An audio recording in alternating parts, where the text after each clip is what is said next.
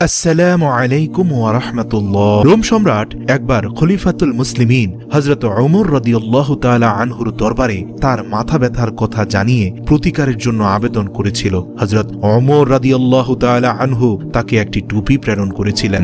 যতক্ষণ এই টুপি মাথায় থাকতো ততক্ষণ মাথা ব্যথা হতো না, কিন্তু যখনই মাথা থেকে টুপি সরানো হতো সঙ্গে সঙ্গে ব্যথা শুরু হতো।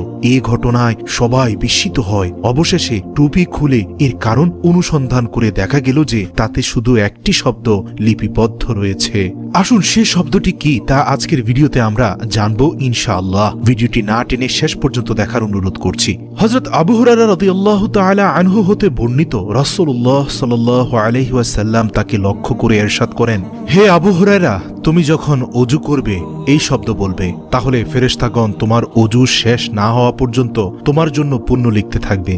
তুমি যখন স্ত্রীর সঙ্গে মিলিত হবে তখন এই শব্দ বলবে, তাহলে যতক্ষণ না তুমি পবিত্র হবে ততক্ষণ ফেরেশতাগণ তোমার জন্য পুণ্য লিখতে থাকবে।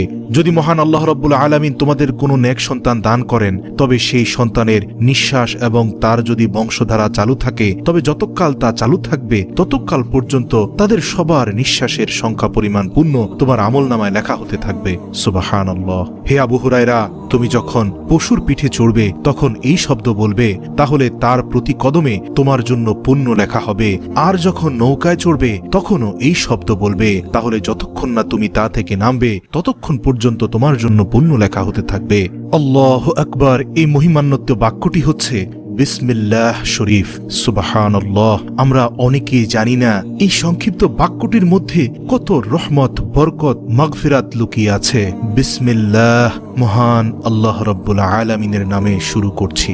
ইনশাআল্লাহ আল্লাহ রাব্বুল আলামিন যেন আমাদের বেশি বেশি আমলটি করার তৌফিক দান করুক। যে কোনো কাজের শুরুতে বিসমিল্লাহ বলবেন। আমরা অনেকেই জানি বলে এই আমলটির যথাযথ কদর করছি না, অথচ বিসমিল্লাহ মহান আল্লাহর নামে এই এতটুকু আমলের মধ্যে কত পরিমাণে ফজিলত লুকিয়ে আছে।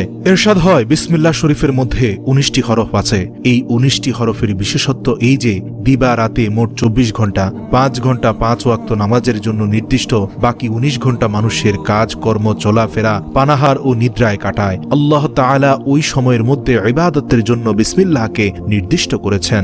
সুবহানাল্লাহ। এই বিসমিল্লাহ শরীফের বরকতে মানুষ বিপদ আপদ হতে বেঁচে থাকে। সুতরাং প্রত্যেক ঘন্টায় 19 বার করে বিসমিল্লাহ পাঠ করা উচিত। হাদিস শরীফে বর্ণিত আছে, যখন বিসমিল্লাহ শরীফ অবতীর্ণ হয় তখন তার মর্যাদা ও মহানুভবতার ভয়ে পাহাড় পর্বত কম্পমান হতে থাকে। হযরত আব্দুল্লাহ ইবনে মাসউদ রাদিয়াল্লাহু তাআলা আনহু বলেন, যে ব্যক্তি দোজখ রক্ষী 19 জন ফেরেশতার আযাব হতে মুক্তি পেতে চায়, তার কর্তব্য অধিক সংখ্যকবার বিসমিল্লাহ পাঠ করা। কারণ বিসমিল্লাহ হতে 19টি বর্ণ, একটি বর্ণ পাঠের বরকতে এক একজন ফেরেশতার কঠোর আযাব হতে মুক্তি পাওয়া যাবে। সুবহানাল্লাহ। মহান আল্লাহ রাব্বুল আলামিন প্রত্যেকটি কাজের শুরুতে যেন আমাদের বিসমিল্লাহ পড়ার অভ্যাস তৈরি করে দিন। ভাই ও বোনেরা যারা এই ভিডিওটি দেখছেন, আজ থেকে প্রত্যেকটি ভাই এবং বোন আমরা শপথ করি, যে কোনো কাজের শুরুতে আমরা বিসমিল্লাহ অবশ্যই পড়ব। যদি মনে না থাকে, যখন মনে হয় তখন পড়ে নেব এবং বেশি বেশি ইস্তিগফার করব। আল্লাহ রাব্বুল আলামিন আমাদের বেশি বেশি বিসমিল্লাহ পড়ার তৌফিক দান করুক। আর হ্যাঁ, সেই রোমান সম্রাটের মুকুটের মধ্যেও সেই একটি বাক্যই লেখা ছিল, তা হচ্ছে বিসমিল্লাহ, মহান আল্লাহ রাব্বুল আলামিনের নামে শুরু করছি।